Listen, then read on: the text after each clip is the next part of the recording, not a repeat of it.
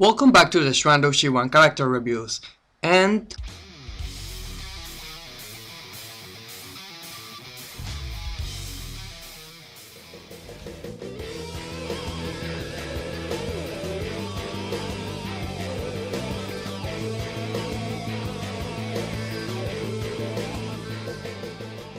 Blast and Seal are finally here.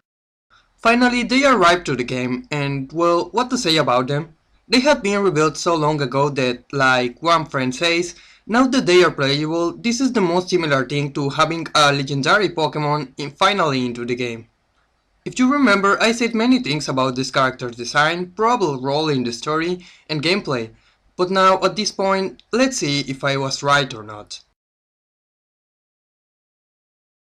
Let's start with their official backgrounds. Well, Blast's story says he is a rich boy, what a surprise, whose hobbies are collecting sport cars and playing music. So it seems every character of the game, including Jan, Claire, Ciel, and King, have to be rich spoiled boys. Big variety here. Blast's background and personality reminds me much of King. He only has a slightly different personality and he has different hobbies, and that's all. In fact, remember I said King is basically an enfant terrible in personality? Well, it turns out Blast's Chinese name does literally mean enfant terrible. On the other hand, Seal's Chinese name is Shang-Chi Ming, literally Stormbringer. Imagine how cool it would have it been if they had simply given Seal that name translated. I still like Seal. And I doubt Blast and Seal are their real names. They are very likely artistic names, pretty fitting for doomed metalheads. Whatever, it seems they gave Blast that personality especially to contrast with the one of Seal, who is more serious. Just like I said before, their attitudes are too different. I think that's the idea they wanted to highlight here, the camaraderie even with the contrast of personalities. It's a thing of two. But back with the story, contrary to King, Seal and Blast are said not to be true martial artists. Blast is lazy and he doesn't train, but he is simply said to have a natural talent for fighting. And while Seal has some fitness training, he's calm and a pacifist guy, and yet they're able to create ice and flames because of power of the rock and roll, I guess. And I mean, they don't have any fighting background. The story doesn't state that they are EVA hybrids, so I guess they are not. But still, they have amazing unexplained powers. They can even teleport their guitars in elemental energy, for some reason. Who knows, maybe their guitars include ice and flame generation machines, just like Billy Kane's staff. But Blast sometimes creates flames out of his hands too. Maybe he creates flames out of his beak, and I don't know. I believe those powers just will never be explained. So my main disappointment was that when we saw these fighters in the first Star Wars, they looked very powerful, even like they were not human. In fact, Blast reminded me much of a fallen angel Brazel's costume, while Seal looks so majestic and, in one word, badass. I thought their power level could be maybe just like the one of Crazy Brazel.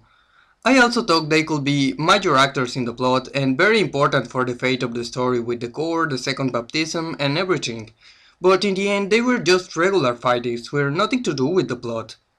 So, okay, wherever. Let's move on with the designs. Blast's outfit itself is very similar to King's, including those leather pants and the jacket, or a vest in case of King. But he is also inspired in characters like Billy Kane, because the outfit is practically the same, and Soul Bad Guy because of the big ass headband and hair. Blast doesn't look bad. In fact, I like they chose an unusual but nice looking color palette based on the vermilion color that goes nicely with the grey color of his pants and jacket, and even with the blue chords of his guitar. He certainly looks like a cool rocker. About his headband, at first I thought it was going to cover the whole top of his head just like Billy Kane, but it actually left his hair exposed. By the way, in the first Star Wars, Blast looked like he had tan skin. Maybe it was because of the shadows in the background, but I think he could have looked more exotic, a little more interesting with tan skin. And Seal, well, one could say his look is a little more special. He is basically bare-chested with some great pecs, so he is quite impressive and imposing in first sight. I love the first artwork, where Seal's jacket straps looked stiff and sharp, triangular in shape. I thought they were going to be actual metal spikes, But in the new artwork and the character sprite, it's very clear that they are floppy leather straps. It's way less edgy and doesn't look that cool. While Blast's weapon was completely clear it was going to be a guitar, I didn't know what to think about Seals. In the first artwork, there was certainly something behind his back. I didn't know what it was, but I thought it might be a sight or just a cool logo. It turned out to be a guitar with a rather weird but cool design, and yes, it sometimes serves as a sight. I also detect some Final Fantasy influence. The guitar kinda looks like a Keyblade from Kingdom Hearts. Sadly, outside of their highlights, we don't find other interesting elements on their designs. Under the belt, they're like completely generic for this game, while the rest is not that unique and lacks other attention-catching gimmicks. And finally, the sprites. Well, I have not much to say about Blast's looks in the actual game, let's go with Seal. His hair looks way much bushier than what I expected. It seemed pretty 80 in the first artwork, but in the sprite it's much heavier.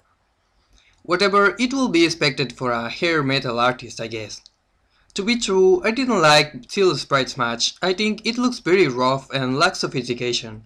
The character stand looks particularly bland and ugly to me, like it was drawn by beginners. Might it be only my imagination, or the fact I was expecting too much probably. In fact, in-game the sprites of both Seal and Blast look quite bulky in my opinion. While in the first artworks the sleek and powerful physique prevailed, here the clothes look heavier, bigger and eclipse the actual bodies of the character. Especially the gloves that seem to cover the whole hand and fingers so clunky. They just don't look very good to me. Still, there's a few poses when they give it the right focus. The results are mixed, but mainly because I expected very swift and masterful fighters, like someone from BlazBlue, while they're pretty much improvised fighters here. And that takes us to the gameplay.